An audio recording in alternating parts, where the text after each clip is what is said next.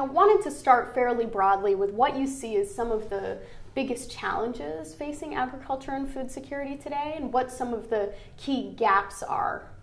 Yeah, I think one of the key gaps and one of the great challenges facing us is kind of reversing the neglect of the international development community, of governments, be they rich world governments or the governments of the developing countries themselves, this neglect of the smallholder farmers.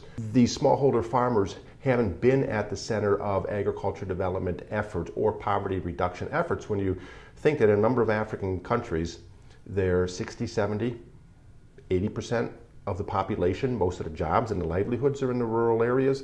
Those smallholder farmers produce the majority of food it's already being produced in Africa, and Africa's not producing enough food to feed itself, so it has this big export or import.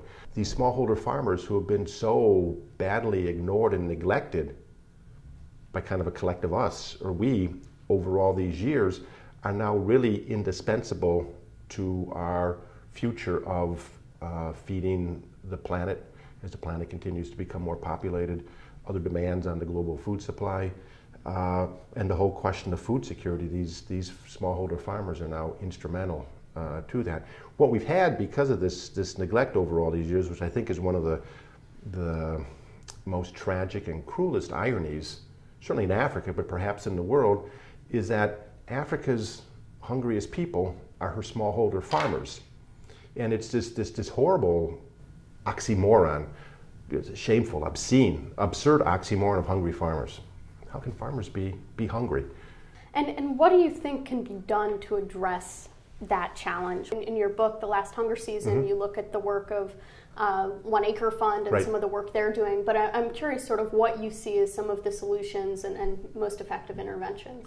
I think kind of a general solution and intervention in terms of reversing this neglect is realizing that these smallholder farmers are worthy and can be worthy clients and customers to kind of everybody, particularly to the private sector, but then also in the whole development realm to the governments of the countries. Certainly the cell phone companies realize that, because all these farmers have cell phones.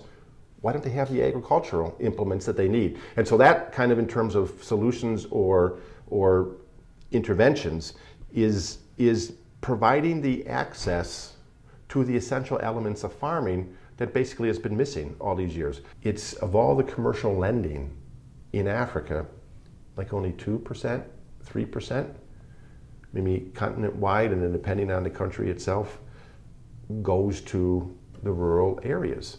But if that's where the majority of the population is, at least now, what's kind of funny with that, and how skewed is that? And so there's this whole kind of palette of things that people can really be involved in, whether they're development agencies, foundations, philanthropists, governments, development agencies, private sector, I think is all there. And to kind of look at the smallholder farmers as and agriculture as the engine of poverty reduction for a lot of these countries, and both individually and then kind of nationally, both agriculture production and then the well-being of their children, and ending things that just shouldn't be happening in the 21st century. Hunger, stunting, all these kind of medieval afflictions that we shouldn't have anymore.